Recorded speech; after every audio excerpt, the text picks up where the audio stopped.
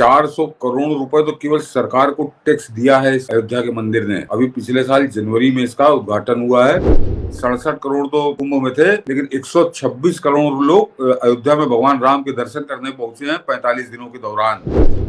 तो उन सबके मुंह पर जोरदार तमाचा मारा है प्रभु राम कि मंदिर बन जाने से रोजगार तो हजारों लोगों को वहां अयोध्या पूरी एक तरह से मंदिर पर आश्रित ही हो गई है। 400 करोड़ रुपए जरा पूछे इनसे, ये समाजवादी पार्टी जो बड़ी नेता है, जो सबसे ज्यादा विरोधी है, या कांग्रेस, कि 400 करोड़ रुपए तुमने कहा किसके लिए, किस गरीब के लिए खर्चा किए हैं आज तक? सर नमस्कार। नमस्कार मनीष जी, दर्शकों को भी नमस्कार। सर आपको भी याद होगा, राम मंदिर आंदोलन ने इस देश के पूरे चरित्र को बदल दिया, इस देश की राजनीतिक सोच को बदल दिया। वो आंदोलन सही मायने में आजाद भारत का ऐसा टर्निंग पॉइंट है कि आज जहां हम खड़े हैं वो टर्निंग पॉइंट वहीं से है, उस राम मंदिर आंदोलन से। याद है स्कूल के दौर में, इंटर कॉलेज के दौर में, जब मंदिर जब टूट गया उसके बाद ही कहा जाता था राजनीतिक, चूंकि बिहार यूपी में तो कहते हैं ना कि पान की दुकान पे और हर जगह राजनीतिक विश्लेषक होते हैं, वहां चर्चा होती थी कि अब यदि मस्जिद टूट ही गई है तो अब क्या है, यहाँ फुटबॉल का मैदान बना देना चाहिए, सिनेमा हॉल बना देना चाहिए। आज ये राम मंदिर जी, इससे रोजगार किसी को मिलेगा क्या? आज तुम समझेंगे कि महाकुंभ पे भी ये बात राहुल गांधी बोल गए, लेकिन आंकड़े अब आने लगे हैं, चीख चीख कर वो बताने लगे हैं कि राम मंदिर के बनने के बाद क्या कुछ हुआ है। राम मंदिर ट्रस्ट ने 5 साल में 400 करोड़ का टैक्स दिया, सिर्फ टैक्स दिया। धार्मिक पर्यटन से टैक्स कलेक्शन बढ़ा। ये सिर्फ राम मंदिर का है। मंदिर का काम 95% पूरा, अभी तो पूरा पूरा मंदिर बना भी नहीं है। ये फैक्ट बहुत कुछ बता रहा है कि कैसे इस देश का कायाकल्प एक मंदिर कर रहा है। अयोध्या मंदिर पे 400 करोड़ टैक्स टू गवर्नमेंट। ये दर्शक समझो मनीष जी की 400 करोड़ रुपए तो केवल सरकार को टैक्स दिया है इस अयोध्या के मंदिर ने। अभी पिछले साल जनवरी में इसका उद्घाटन हुआ है। उसके निर्माण में समझ लीजिए तो वो 400 करोड़, उसमें से 272 करोड़ रुपए तो केवल जीएसटी जो है मंदिर द्वारा पे किया गया है सरकार को।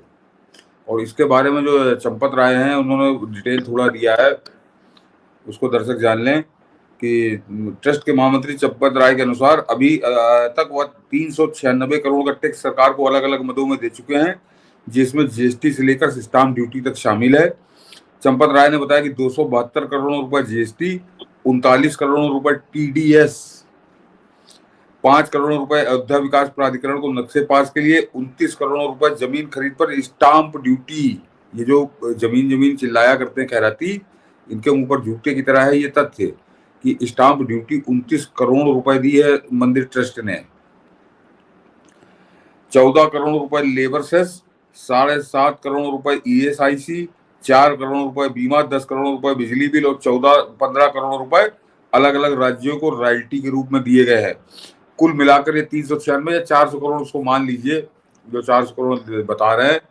तो मनीष जी, क्या हमारे मंदिर कितने समृद्ध हैं और कितने उदार हैं, ये साथ में इसको दर्शक जरा समझें कि मेरा चैलेंज है, चाहे राहुल गांधी हो, अखिलेश यादव और जितने सेकुलर नेता हैं, ये जो तथाकथित मुसलमानों के भक्त नेता हैं, इनमें से जरा सामने आकर कोई बताए कि हिंदुस्तान में कौन सी ऐसी मस्जिद है जो साल में 4 करोड़ रुपए सरकार को देती है, जिससे सरकार को 4 करोड़ रुपए मिलते हो। जरा बताएं इस बात को। ये एक भी ऐसा इनका मस्जिद और मदरसा नहीं है जो 4 करोड़ रुपया भी सरकार को देता हो। राम मंदिर ने साल भर के अंदर 400 करोड़ रुपए दिए हैं और अभी संख्या बढ़ेगी। और इसमें सबसे खास बात है मनीष जी, अभी जो महाकुंभ हुआ था, उस महाकुंभ की अवधि के दौरान 45 दिन का महाकुंभ था, उस दौरान 1.25 करोड़ लोग पहुंचे अयोध्या भी। 67 करोड़ तो कुंभ में थे, लेकिन 126 करोड़ लोग अयोध्या में भगवान राम के दर्शन करने पहुंचे हैं 45 दिनों के दौरान। तो क्या अभी संख्या, जो आखिरी संख्या आएगी कि 2025 में कितने लोगों ने दर्शन किए, वो आंकड़ा भी चौंकाने वाला होगा। और जरा इसको मनीष जी और चीजें समझिए कि अभी ये जो 1.25 करोड़ लोग हैं, इनको अलावा जो बैठक में बताया गया तो उसमें केवल एक ही चीज बताई गई कि जब से मंदिर खुला है, यानी 22 जनवरी को उसका उद्घाटन हुआ था, 22 जनवरी 2024 को, तब से लेकर अब 22 जनवरी से 22 जनवरी तक साल भर के अंदर 944 किलो चांदी जो है वो चढ़ी है भगवान राम के ऊपर। 944 किलो हो, आप जरा सोचिए, मैं तोला और ग्राम की बात नहीं कर रहा हूँ कि 944 करोड़ 940 किलो चांदी, 44 किलो चांदी, और उसके अलावा सोना और जो है वो उसकी अभी गिनती काउंटिंग हुई नहीं है। तो सोना कितना होगा ये अनुमान आप लगा सकते हैं कि जब 944 की केजी चांदी है तो कितना सोना आया होगा।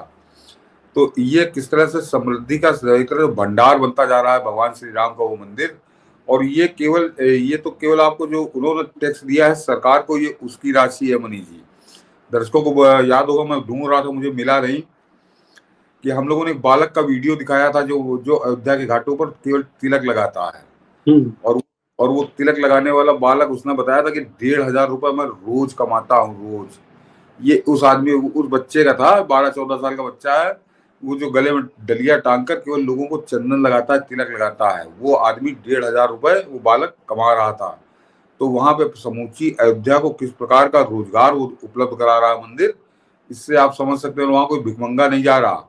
ये जो 944 किलो चांदी मैंने बताई चढ़ी है, तो वहां पर जो आदमी जाता है तो फिर भगवान राम के लिए कुछ करने जाता है। जो उसकी क्षमता होती है, जितनी उसकी सामर्थ्य होती है, उसके अनुसार वो वहां पर अपना दान पुण्य करता है, और बाकी वहां खाता पीता जो रहता है।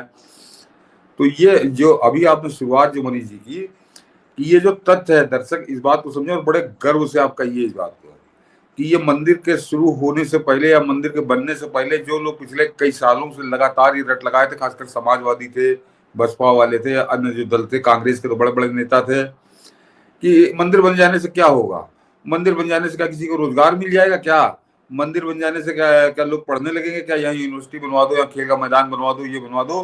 तो उन सबके मुंह पर जोरदार तमाचा मारा है प्रभु राम ने, कि मंदिर बन जाने से रोजगार तो हजारों लोगों को वहां अयोध्या पूरी एक तरह से मंदिर पर आश्रित ही हो गई है। और इसीलिए मैंने उस बच्चे की बात की जो केवल गले में डलिया डाल के लोगों को तिलक लगा रहा है। बाकी वहां पर क्या हिसाब किताब है ये आपको अनुमान आप लगा सकते हैं। मंदिर ने स्वयं मंदिर से 400 करोड़ रुपए तो सरकार को मिली है।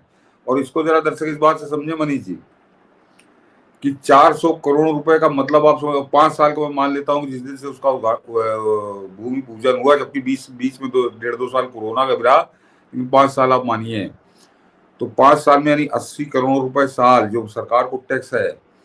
और उसमें मनीष जी 80 करोड़ रुपए इतनी बड़ी राशि है कि उत्तर प्रदेश में 1600, मैं थोड़ी संख्या नहीं बता रहा हूँ, 1600 से ज्यादा, 1600 से 1700 के बीच में 1700 टीचरों की तनख्वाह होती है मनीष जी। ये दर्शक इस बात को अच्छे से समझें कि अगर केवल तनख्वाह देने की बात हो तो 40 से 44 हजार रुपए करीब सैलरी बनती है जो नया भर्ती होता है टीचर। और वो अगर आप काउंट करिए तो वो करीब करीब 80 करोड़ रुपए होती है, 1600-1700 टीचर। तो 1600 लोगों की तनख्वाह तो वो ऐसे ही दे रहा है सरकार को मंदिर, जो इन मूर्खों के, इन धूर्तों की समझ में नहीं आ रहा। और अभी उसकी जो आमदनी होगी वो इनकी आंखें खुली रह जाएंगी, जरा अभी इसका फाइनल आने दीजिए। तो ये और इसको मैं सिर्फ भगवान रामलला का चमत्कार ही मानता हूँ कि भगवान राम ने अपना विराट रूप दिखाया है। जैसे हमारे कहा जाता है कि भगवान राम या कृष्ण अलग अलग दौर में हैं, वो नारायण का ही रूप, भगवान विष्णु ही है वो। और उन्होंने जैसे महाभारत में अपना विराट रूप दिखाया था, तो वह भगवान कृष्ण के रूप में वही स्थिति इस अयोध्या का मंदिर है। और यहाँ पर आपको भी पहले साल ही विराट रूप नजर आया है और अभी आगे बहुत और विराटतम होता चला जाएगा, निश्चित मानिए इसको। जो इस तरह से अयोध्या की जो खबरें हैं, और खासकर ये खबर, ये तो पुष्टि की है, ये तो बाकायदे सरकार को दिए जा चुके हैं। तो 400 करोड़ रुपए जरा पूछे इनसे, ये समाजवादी पार्टी जो बड़ी नेता है, जो सबसे ज्यादा विरोधी है, या कांग्रेस, कि 400 करोड़ रुपए तुमने कहाँ किसके लिए, किस गरीब के लिए खर्चा किए हैं आज तक? बिल्कुल। और ये वही लोग हैं जो नैरेटिव बना रहे थे कि किसी भी ढंग से, जब चूंकि विध्वंस हो चुका था बाबर के पाप का, तो ये नैरेटिव बना रहे थे किसी ढंग से मंदिर ना बन पाए। इनका उद्देश्य उस समय ये था कि सनातन संस्कृति मजबूत ना हो पाए। और हाँ, आज ध्वजवाहक हो गया न सिर्फ अयोध्या, काशी से लेकर के प्रयागराज अब दिख रहा है, प्रयागराज सजा है। आने वाले समय में मथुरा और संभल किस तरह से अर्थतंत्र को भी मजबूत करेगा और सनातन संस्कृति को भी, इसकी बस वानगी भरी है अयोध्या। इनको मनीष जी समझ में, तो मंदिर हमेशा से हमारी अर्थव्यवस्था का सबसे महत्वपूर्ण अंग रहे हैं। और इसीलिए जरा मैं बता दूं कि चाहे इन छोटा पजामा बड़ा कुर्ता की बात कर लीजिए, और चाहे वो हुलू लुलू हुइया वाला को जो बना आजकल नाटक कर रहे हैं पंजाब में, इनके इनके जरा व्रत और त्योहार गिनिए क्या है। इनके साल में 1 या 2 त्योहार है, बाकी तो मरे खपे के उसमें मुर्दा ही खुद ही मुर्दा उर्दा बनाए रहते हैं, जुलूस जुलूस निकाल के हाय हल्ला सब छाती हाथी पीटते हैं। हमारे यहाँ जरा व्रत और पर्व आप गिनना शुरू करिए तो आपको औसतन हर महीने 2 पर्व मिलेंगे, हर महीने। और उसके अलावा एकादशी और पूर्णमासी दुनिया भर के जो मेले लगते हैं अलग अलग क्षेत्रीय छोटे स्थानों पर, जो अब कम होते चले जा रहे हैं। आज से 100 साल पहले तो ये एक तरह से पूरी तरह से जीवंत हुआ करते थे।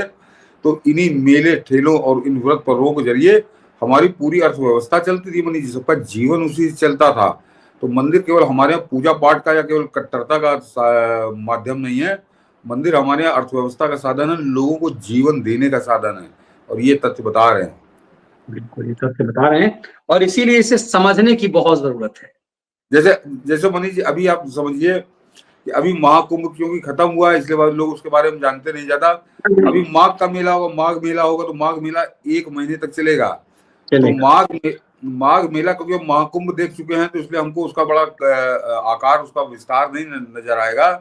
लेकिन माघ मेला भी प्रयागराज की जो जीवनचर्या है वहाँ की उस जीवन के लिए वो बड़ी महत्वपूर्ण भूमिका निभाता है। अगर आप अर्थशास्त्र की भी बात करिए और आर्थिक रूप से भी, तो इस तरह के मेले ठेले हमारे यहाँ हजारों की तादाद में है मनीष जी, पूरे देश के अंदर। सबके यहाँ अलग अलग लगते हैं, और वो किस तरह से आदमी का जीवन चलाते हैं ये बहुत स्पष्ट है।